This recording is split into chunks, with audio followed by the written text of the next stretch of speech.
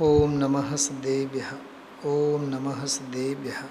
ઓમ નમઃ સદેભ્યઃ. સમયસાર ગ્રંથાધિરાજ નિર્જરાધિકારમાં સરસ મજાનો કળશ છે, 138. થોડીક ક્ષણો આપણે આ કળશમાં આવેલ ભાવોની ચર્ચા કરીએ, વાગોળીએ એમાં શું કહેવા માગે છે. પરમાત્મ પ્રકાશમાં 9 નંબરનો છંદ, 9 નંબરનો દોહરો આજે પૂજ ગુરુદેવશ્રીના વ્યાખ્યાનમાં આવેલો. પ્રભાકર ભટ્ટ પોતાના ગુરુ યોગિંદુ દેવને પ્રશ્ન પૂછે છે એવી ભાષામાં બ્રહ્મદેવદત્ત સૂર્યે એમાં સમજાવ્યા કે અનાદિકાળથી મેં મોહને લીધે, અજ્ઞાન ભાવને લીધે દુઃખ જ દુઃખ પામ્યો છું, સુખ કદી નથી પામ્યો. તો પોતાના પીડાની વાત, પોતાના દુઃખોની વાત ગુરુના ચરણોમાં શિષ્યે પ્રગટ કરી, પ્રસ્તુત કરી. એના જવાબમાં આગળ તો જે કહેશે એ કહેશે. 10 નંબરના દોહરાથી બહિરાત્મા, અંતરાત્મા, પરમાત્મા બધી જ ચર્ચા, અધ્યાત્મની મૂળ ચર્ચા આવશે. એમાં જે જાતનો પ્રશ્ન છે કે મેં મોહને લીધે દુઃખોની પરંપરા, દુઃખો જ મેં વેદ્યા છે, વેઠ્યા છે, સુખ સાતા, નિરાકુળતા ક્યાંય મને મળી નથી.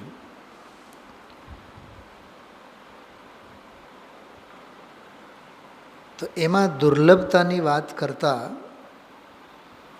7-8 બધા દુર્લભ, દુર્લભતર, દુર્લભતમ, સરળ શબ્દોમાં કહીએ આખી ટીકામાં બોધી દુર્લભની વાત કરી છે. નિગોદિયા દશાથી એકેન્દ્રિયમાંથી નીકળીને વિકલત્રયમાં 2 ઇન્દ્રિય, 3 ઇન્દ્રિય, 4 ઇન્દ્રિય, સંઘની પંચેન્દ્રિય, સંઘની પંચેન્દ્રિયની દશામાં આવું જન્મ લેવું કેવું મહાદુર્લભ છે. એના પછી એ મનુષ્ય થવું, એમાંય વળી મનુષ્યમાં આર્ય મનુષ્ય થવું, આર્ય મનુષ્યમાં પણ જીન ધર્મનું મળવું, આર્ય ક્ષેત્રમાં જન્મ લેવું. મને યાદ છે સારી રીતે ગુરુદેવશ્રીએ આર્ય ક્ષેત્રમાં જન્મ લેવું એ કેવો દુર્લભ છે એના સંદર્ભમાં વિદેશની યાત્રાનો જે જીવોને મોહ હોય છે, હરવા ફરવાનું, જેને આપણે કહીએ ને વર્લ્ડ ટૂર, પ્લેનમાં બેસે, હજારો રૂપિયા ખર્ચે. ગુરુદેવશ્રી તો સખ્ત ભાષામાં કીધું હોટલ, અને એક નહીં 2 વખત કીધું.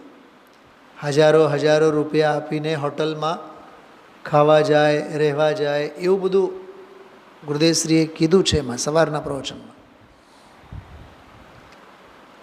એમાં આર્ય ક્ષેત્રનું મળવું કેટલું દુર્લભ, અને આ જીવને અનાર્ય ખંડમાં જવું કેટલું આકર્ષક લાગે છે.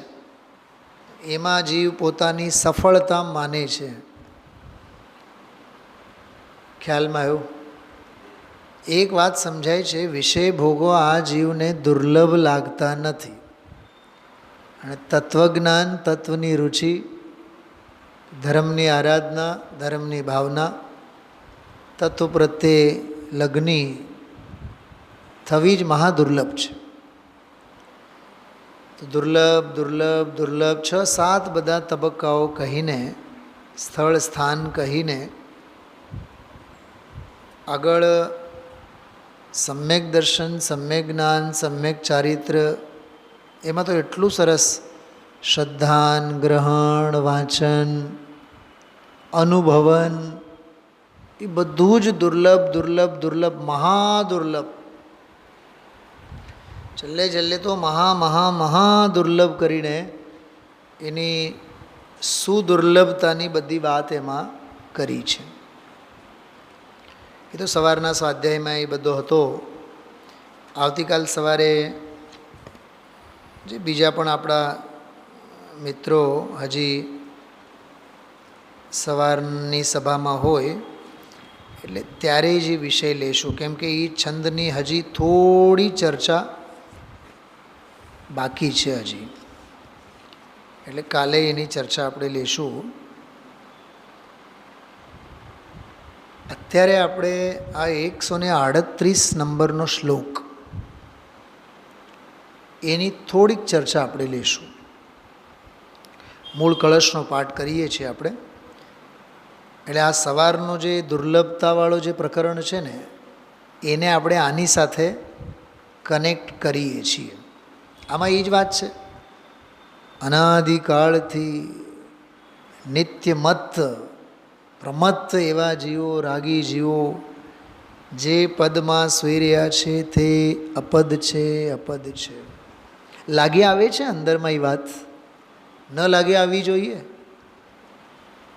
સોળ તાણીને જે વિષય ભોગોમાં, સાંસારિક જીવન પદ્ધતિમાં, લોક સંજ્ઞામાં, નિદાન શલ્યોમાં, માયા શલ્યોમાં, મિથ્યાત્વ શલ્યમાં, કષાયના કાદવમાં, ખોટા આગ્રહો દુરાગ્રહોના ખેંચતાણમાં, ઘરના બે છેડા ભેગા કરવામાં, બીજાને રાજી રાખવામાં, લોક વ્યવહારની પૂર્તિ કરવામાં, આ બધું આમ લિસ્ટ બનાવો. હા, એને કહેવાય મોહ નિદ્રા. એ બધું અપદ છે, અપદ છે. અને આ તરફ આવો, આ તરફ આવો જ્યાં શુદ્ધ ચૈતન્ય ધાતુ, શુદ્ધ શુદ્ધ બે વખત કીધું છે, શુદ્ધ શુદ્ધ ચૈતન્ય ધાતુ. ગુરુદેવશ્રી આનો અર્થ બહુ સરસ કરેલો છે. એક શુદ્ધ ત્રિકાળ દ્રવ્ય માટે, બીજો શુદ્ધ પર્યાયે શુદ્ધ પરિણમન માટે. તો શુદ્ધ દ્રવ્ય છે એની દ્રષ્ટિ જેને થાય એના પરિણમનમાં પણ શુદ્ધિ જ હોય. દ્રવ્ય શુદ્ધ અને પર્યાયે શુદ્ધ એવા એના અર્થ કર્યા છે. તો જ્યાં ચૈતન્ય ધાતુ શુદ્ધ શુદ્ધ પોતાના રસથી સભર ભરેલો સ્થાયી ભાવત્વને પ્રાપ્ત એવો સ્વભાવ વર્તે છે, તે પદ છે, પદ છે, તે તરફ આવો, તે તરફ આવો. ત્રીજી લીટીમાં જો, એતૈ તેતઃ, એતઃ એતઃ ઇતઃ એમ કરે છે. આ તરફ આવો, આ તરફ આવો. સમજાય છે? થોડો ઘણો ન્યાય વ્યાકરણનો અભ્યાસ હોવો જોઈએ. વાંચો તો ખરા એકવાર ત્રીજી લીટી. હા, શું એનો અર્થ થાય? હા, એ તૈ તેતઃ. હવે અર્થ તો કળવું જોઈએ ને. હા, સમજાય છે? એત એત ઇતઃ, એટલે આ તરફ આવો, આ તરફ આવો એમ એનો અર્થ છે. હવે સમજાય નહીં એટલે વાતને પંડિતાઈમાં કાઢી નાખે. સમજાય તો ઉછળે. આ ભાવલિંગી સંતે જ લખેલા છે ને. હા, એટલે એના પ્રત્યે અણગમો નહીં કરવાનો, ઉલ્લાસ પૂરેપૂરો, અહોભાવ પૂરેપૂરો રાખવાનો. અને એક વાત યાદ રાખજો, અહોભાવ એનું નામ જ ભક્તિ છે. અહોભાવનું નહીં હોવું એનું નામ અભક્તિ છે. અને અભક્તિ એટલે વિરાધના, ભક્તિ એટલે આરાધના, ભક્તિ એટલે આદર, અભક્તિ એટલે અનાદર. સમજાય છે? તને ચૈતન્ય સ્વભાવ સિવાય ક્યાંય પણ અધિકતા, વિશેષતા, અતિશયતા ભાસે છે તો તને સ્વભાવનો અનાદર છે. તો બ્રહ્મઘાતી મહાપાપી છે. રાગનો આદર, સંયોગોનો આદર, લોક સંજ્ઞાનો આદર, લોક વ્યવહારનો આદર. અહીંયા બોલે છે બધો જ વ્યવહાર અભૂતાર્થ છે, અને અહીંથી બહાર ગયા બાદ બધો વ્યવહાર જ ભૂતાર્થ છે. શું કેટલો કેટલો વિરોધાભાસ છે! આનું નામ માયાચારી નથી તો બીજું શું છે? આ ઘર મારો, આ બંગલો મારો, આ મારા સગા, આ મારા વાલા, આ મારા પૈસા. શું રાજુભાઈ, અહીંયા 4 દિવારીમાં બેઠો હોય ને ત્યારે દાંડી પીટીને કહે વ્યવહાર બધો અભૂતાર્થ છે. આ પગથિયા ઉતરીને બહાર જઈને પછી બોલીને બતાવો. ત્યાં તો તે અભૂતાર્થ બધો જે વ્યવહાર છે એ જ બધો બનીને રહે છે આપણા માટે. અહીંયા ભૂતાર્થતાના મંત્રો શીખો અને બહાર ગયા બાદ એ ભૂતાર્થના ગારુડી મંત્રો જીવનમાં પ્રયોગ કરો તો અભૂતાર્થની જે ઝેર ચડેલી છે એ ઝેર ઉતરી જાય. આ નાગદમણી છે, આ તત્વજ્ઞાન. એટલે આ શ્લોક બહુ અદ્ભુત શ્લોક છે. શ્લોકનો પાઠ કરીએ. જો આ સંસારાત પ્રતિપદમમી રાગીણો નિત્યમત્તા. વાહ! રાગીણો નિત્યમત્તા, નિત્યમત્ત પ્રમત્ત રહીને રાગી જીવું. થોડીક વાર પછી હું અર્થ કરું છું રાગી એટલે કોણ. સુપ્તાયસ્મિન્નપદમપદમ તદ્વિબુધ્યધ્વમંદા એતૈતેતઃ પદમિદમિદં યત્ર ચૈતન્યધાતુ શુદ્ધઃ શુદ્ધઃ સ્વરસભરતઃ સ્થાયી મે સ્થાયી ભાવત્વમેતિ. આ શ્લોક છે મૂળ. આનો અર્થ હું વાંચું છું. જો હવે આ અર્થનું કળશરૂપ કાવ્ય કહે છે, જે કાવ્ય દ્વારા આચાર્ય દેવ અનાદિથી રાગાદિકને પોતાનું પદ જાણીને સૂતેલા રાગી પ્રાણીઓને ઉપદેશ કરે છે. તમને એમ થતું હશે ને કે રાગી એટલે કોણ? આ ધંધા અને વ્યાપારમાં લાગેલા રાગી. એવું જ લાગે છે કે નહીં? ફીલ તમને એવું જ થાય છે કે નહીં? પણ અહીંયા એવો અર્થ એનો નથી. આ નિર્જરા અધિકારનો કળશ છે, અને આ કળશ પહેલાં કળશ આવેલ છે હું સમ્યક દૃષ્ટિ છું, મને કોઈ દી બંધ ન થાય એવી રીતે પોતાનું મુખ જેને ઊંચું કરીને ફૂલાવ્યા છે અને રાગી થઈને આચરે છે. એમાં એ શબ્દ છે રાગીણો આચરંતુ. તો એ રાગી કોણ? આલંબંતામ સમિતિ પરતામ તે યતોદ્યાપી પાપા. સમિતિ કોને હોય? બોલો, શ્રાવકને હોય કે મુનિરાજને હોય? સમિતિ, 5 સમિતિ કોને હોય? તો અહીંયા મુનિરાજ. રાગી એટલે મુનિરાજ. દ્રવ્યલિંગી મિથ્યા દૃષ્ટિની વાત ચાલે છે. એટલે મહાવ્રતાદિકોનું પાલન કરે. આ તો 137 કળશની મેં વાત કરી. સમ્યક્ત્વ રિક્તાહ શબ્દ છે. જે સમ્યક્તથી સહિત છે, સમકિતથી સભર છે, એ કોઈ દી બોલતા નથી કે અમે સમકિતી છીએ. અને જેને સમકિતના કોઈ ઠેકાણા નથી એ રાડો પાડે છે અમને તો સમકિત થઈ ગયો છે.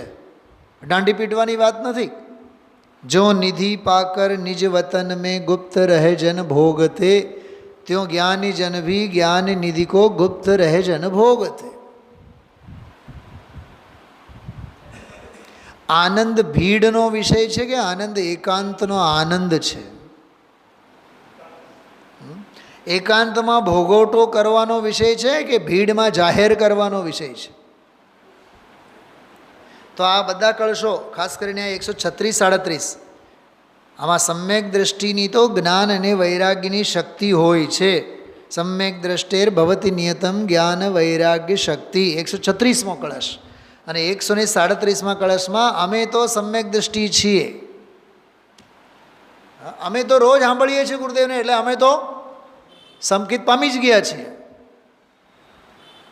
હું તમને સાચું કહું, ભલે ને બોલે નહીં પણ નિશ્ચયાભાસના રવાડે ચડેલા સ્વચ્છંદતાના રવાડે ચડેલા જીવોને એવો જ ભ્રમ છે, અમે તો પામી જ ગયા છીએ. એ બોલે નહીં, અમે સમ્યક દૃષ્ટિ છીએ, પણ એમને એવો જ ભ્રમ છે આપણે તો બધું જ હવે પામી ચૂક્યા છીએ. એટલે જીવનમાંની સ્વચ્છંદતા, શિથિલતા છૂટતી નથી. અને ક્રિયાઓનો દંભ અને ક્રિયાઓનો આડંબર, અહીંયા તો મુનિરાજનો દાખલો, આપણે શ્રાવકની ભૂમિકા પ્રમાણે આપણે લઈ લેવાનો. અમે તો રોજ પૂજા કરીએ, અમે તો રોજ પ્રક્ષાલ કરીએ. કાગડા બધે કાળા જ હોય. અહીંની જ વાત નથી કે બીજેની વાત નથી, બધે એમ જ છે. બસ એક રોજ પ્રક્ષાલ પૂજા, રોજ એક ક્રિયાઓ કરતાં કરતાં ક્રિયાઓ કાંડ ક્યારે બની જાય છે જીવોને ખ્યાલ જ નથી આવતો. ક્રિયાની ના ક્યાં છે, પણ ક્રિયાઓને કાંડ બનાવવાની ના છે. આ તો એક નશો છે, ક્રિયાનો એક નશો છે.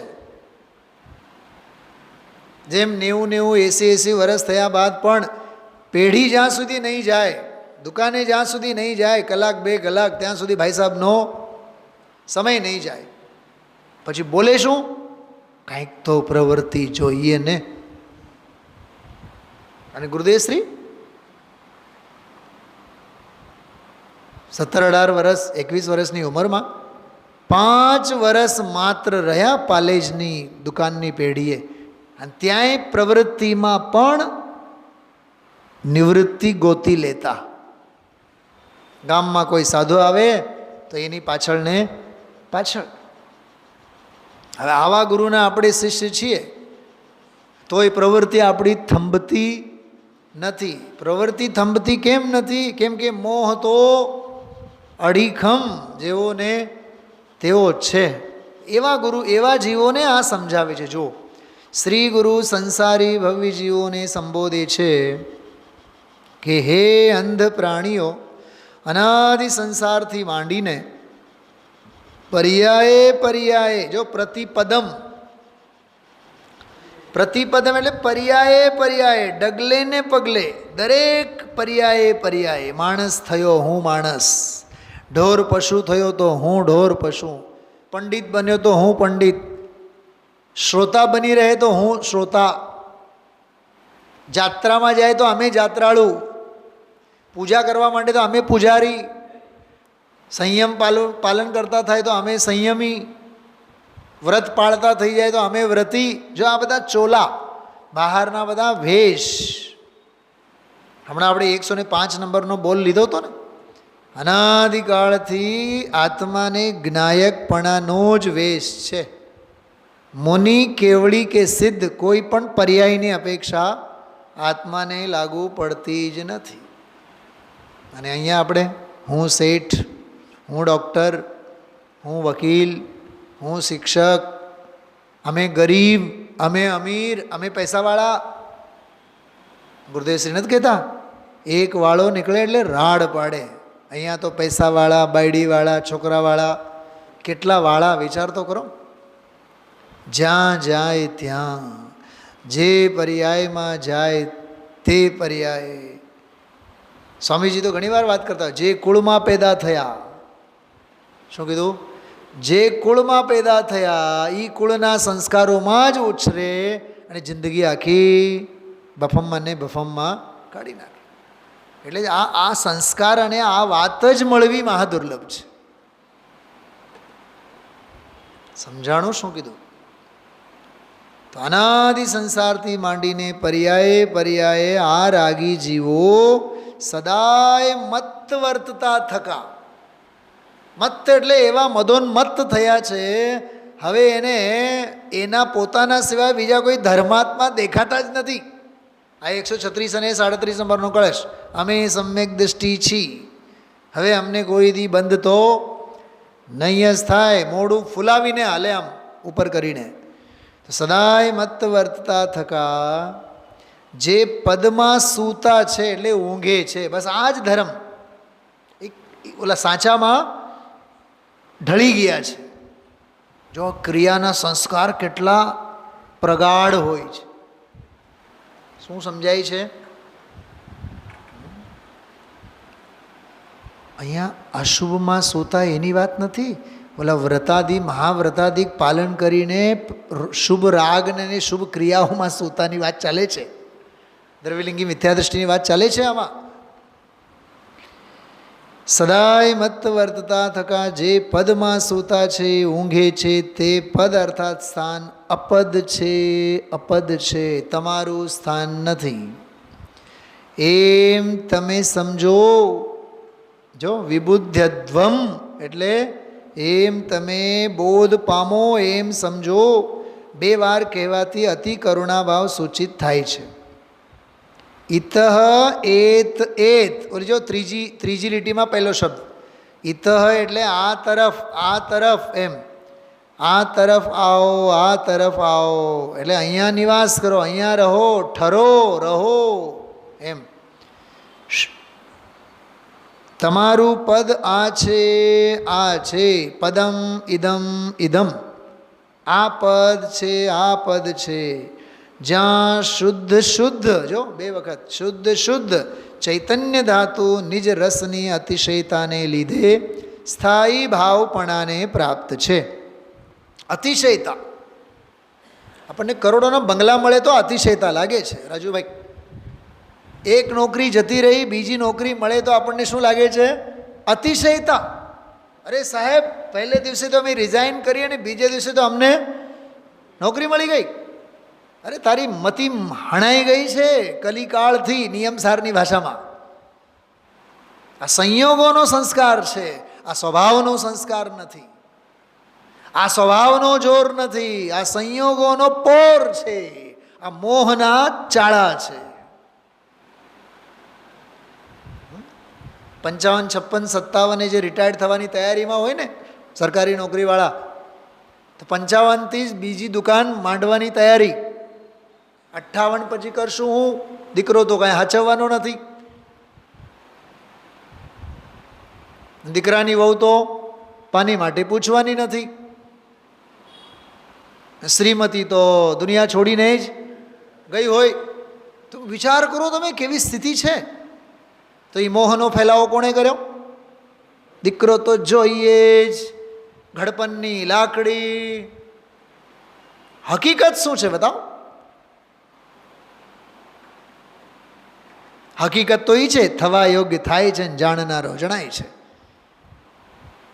પણ કાળી પટ્ટી બાંધેલી હોય છે મોહની. મારો દીકરો. હા, આજે સવારે મેં ઘણું કીધું છે સંપ્રદાનના સંદર્ભમાં. કોણ કોને માટે કરે છે? સૌ પોતપોતાના સ્વાર્થ માટે કરે છે. લોક વ્યવહારમાં કોઈને કોઈની પડી નથી. ગુરુદેવશ્રી કહે છે ને, પતિ પરમેશ્વર ગુજરી જાય તો બાયડી જે રડે ને, અનુકૂળતા ગઈ માટે રડે છે. ભરેલા કૂવામાં દોરડા બાંધીને અમને ફેંકી દીધા, જતા રહ્યા. હજી છોકરાઓ ટાબરિયાઓ નાનો ભણે છે ને મોટો ભણે છે, ઠેકાણે ન પાડ્યા. આનું નામ છે ધુતારાઓની ટોળી. શું સાહેબ? નહીં, સાંભળો, હું જે કહું છું હવે સાંભળો તમે લોકો. હું 8-10 દિવસ બહાર ક્યાંક જાઉં ને તો તમે શું કહેશો ખબર? અમે તો રોજ સ્વાધ્યાય સાંભળનારા, અમે રોજ સ્વાધ્યાયમાં આવનારા, પંડિતજી આપણને મૂકીને ગયા. અરે 8-10 દિવસ બહાર ગામ ગયા, દુનિયા છોડીને જશે ત્યારે શું કહેશો બતાવો? ધૂર્તોની ટોળી નથી?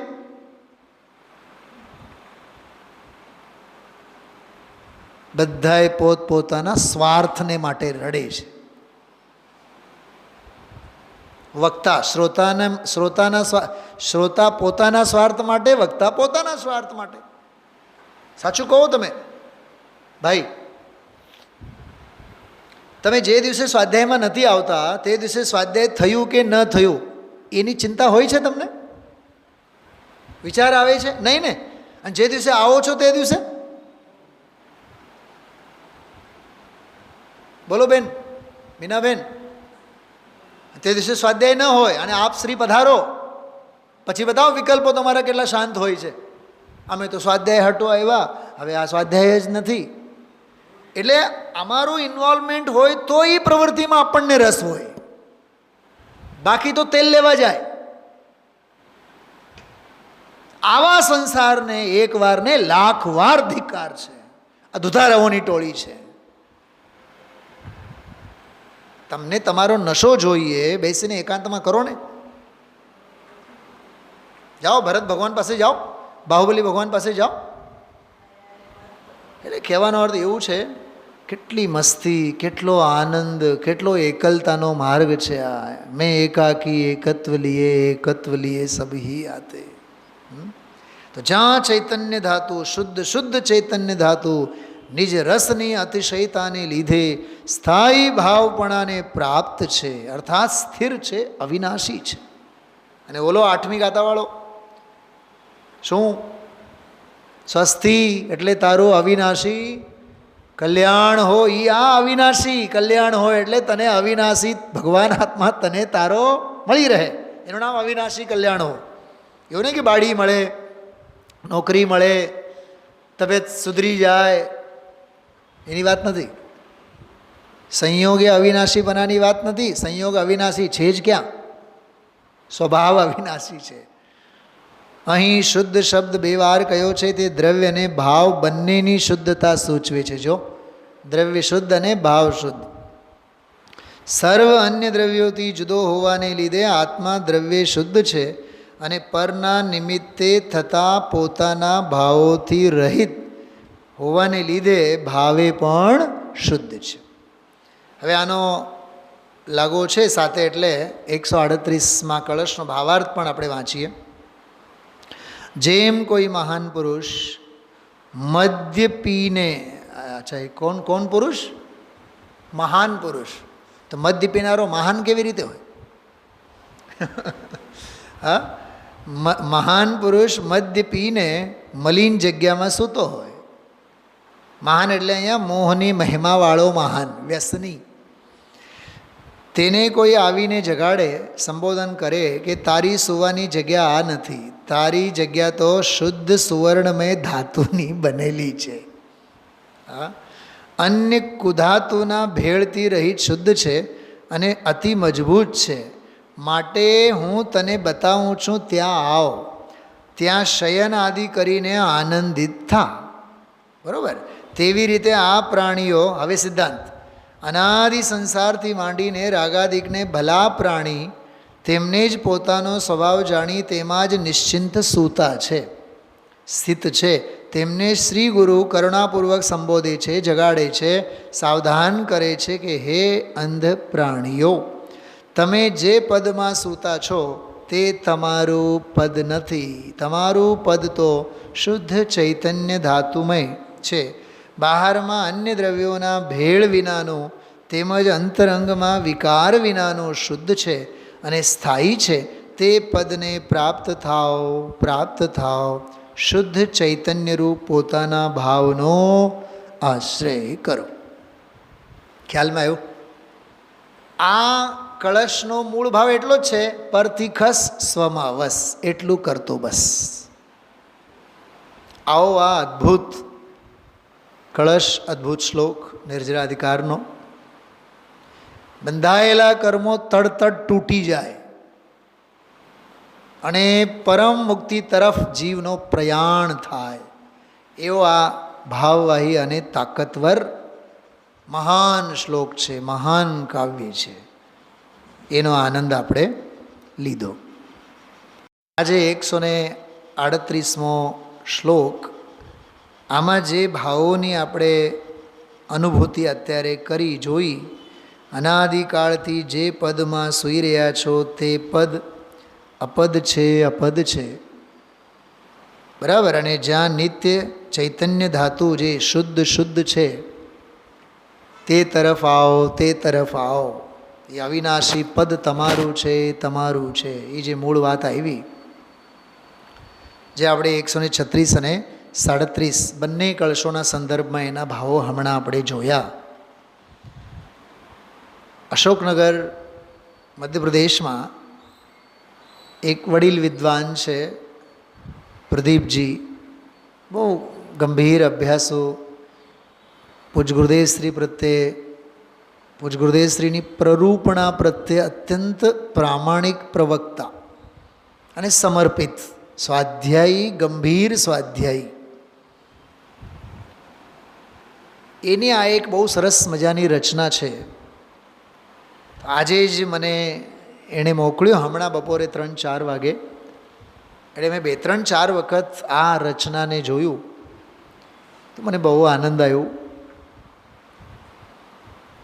અને મને અંતરંગમાં એવા ભાવો ઉછળ્યા કે આ ભાવોને આ રીતે પણ વાગોળી શકાય, મમળાવી શકાય. અને આ તો અધ્યાત્મ તો મમળાવવાનો જ વિષય છે, માણવાનો વિષય છે, કાને સાંભળવાનો માત્ર વિષય નથી. અને સાંભળીને ભૂલી જવા જેવો તો નથી જ. તો આ કૃતિ અને આ રચનાનો આપણે ભાવવાહી કાવ્યમયી અનુભૂતિ આપણે કરીએ, એનો આનંદ લઈએ. શાંતિથી આપ સામે આવે જ છે, આપ જોતા જાઓ. અને જે કળશના મૂળ ભાવો આપણે અત્યારે વાગોળ્યા એને કેવી રીતે વાચા આપવાની અદ્ભુત એના પ્રયત્નો થયા છે, પ્રયત્નો કર્યા છે, સફળતા સાંપડી છે, એનો સ્વાદ આપણે લઈશું. હરિહંત શ્રીમુખ સુન ગણધર એ ઉચારે, ગાયક પદ એક તેરા, બાકી હૈ અપદ સારે. હરિહંત શ્રીમુખ સુન ગણધર એ ઉચારે, ગાયક પદ એક તેરા, બાકી હૈ અપદ સારે, બાકી હૈ અપદ સારે. आचार्यों की करुणा गायक जो दिखाते हैं, मत रमो अपद में तुम, करुणा से बुलाते हैं. आओ आओ निज में गर भटक भटक हारे, गायक पद एक तेरा, बाकी हैं अपद सारे, बाकी हैं अपद सारे. शुद्ध बुद्ध चैतन्य धातु निज रस की अतिशयता, ध्रुव धाम त्रिकाली तुम, आनंद रस नित झरता, रस पान करो इसका, पड़े सुख की बौछारें, गायक पद एक तेरा, बाकी हैं अपद सारे, बाकी हैं अपद सारे. पुण्य पाप और फल में क्यों तू है भरमाता, प्रभु जाग जाग सुन ले, निज ध्रुव पद सरसाता, आनंद स्रोत ध्रुव तू, बहती अनुपम धारे। गायक पद एक तेरा, बाकी है अपद सारे। बाकी है अपद सारे। औदैक भाव जो सब अतत स्वभाव होते। पुण्य पाप के भाव यहीं नहीं नियत कभी रहते। है तत्स्वभाव चैतन्य, नहीं छोड़ कहीं जा रे। गायक पद एक तेरा, बाकी हैं अपद सारे। बाकी हैं अपद सारे। पुण्य पाप संयोगज है, अतएव अनेक कहे। इन भावों में जुड़कर दुख घोर अनादि सहे। अब पकी काल लब्धि, तू निज में समा जा रे। गायक पद एक तेरा, बाकी हैं अपद सारे। बाकी हैं अपद सारे। पुण्य पाप क्षणिक होते, नश्वर स्वभाव धारे। संयोग जनित सब ये, अतएव हैं व्यभिचारी। नित गेय बना गायक, मत बाहर भर मारे। गायक पद एक तेरा, बाकी हैं अपद सारे। बाकी हैं अपद सारे। चैतन्य स्वभावी तो, यही तत्स्वभाव तेरा। चेतन अनुभव गोचर, नित नियत भाव तेरा। है विद्यमान हर क्षण, अनुभव कर रम जा रे।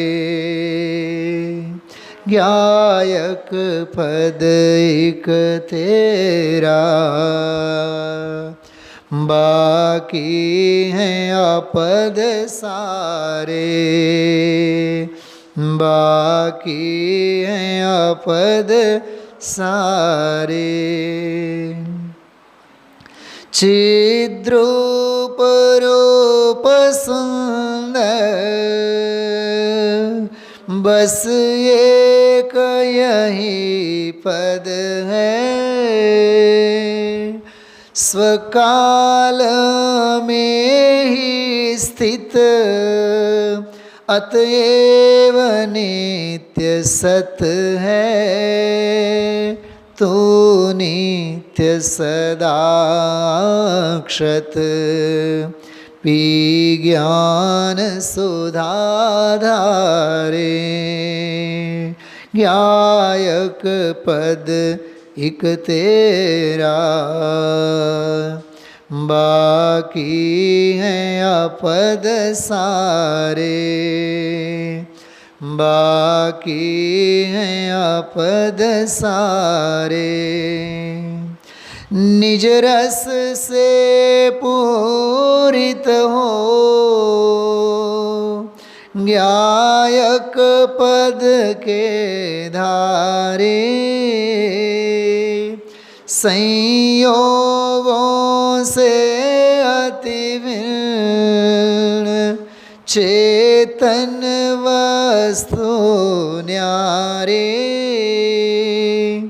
हो ज्ञान पुंज तुम ही, हो ज्ञान के उजियारे। गायक पद एक तेरा,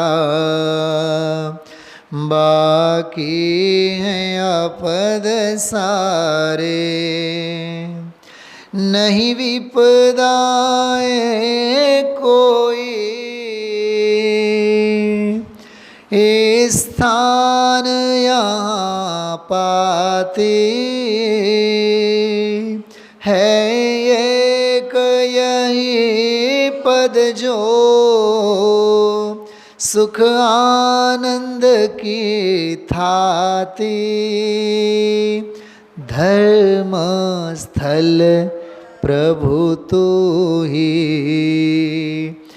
बस ये उर धारे। गायक पद एक तेरा, बाकी हैं अपद सारे, बाकी हैं अपद सारे। रस ज्ञान सामान्य का तो आस्वाद इसी क्षण रे, सब भेद विलय होंगे जब ज्ञान रवि दम के। हों शांत प्रभु तत्क्षण विषयों के अंगारे। गायक पद एक तेरा, बाकी हैं अपद सारे, बाकी हैं अपद सारे। नहीं दीन हीन तुम हो, मति श्रुत अरु अवधि से। नहीं वैभवशाली हो, कैवल्य ज्ञान निधि से। निर्भेद ज्ञान धारी, इसका वैभव पारे। गायक पद एक तेरा, बाकी हैं अपद सारे, बाकी हैं अपद सारे। अरिहंत श्रीमुख सुन, गणधर ये उच्चारे।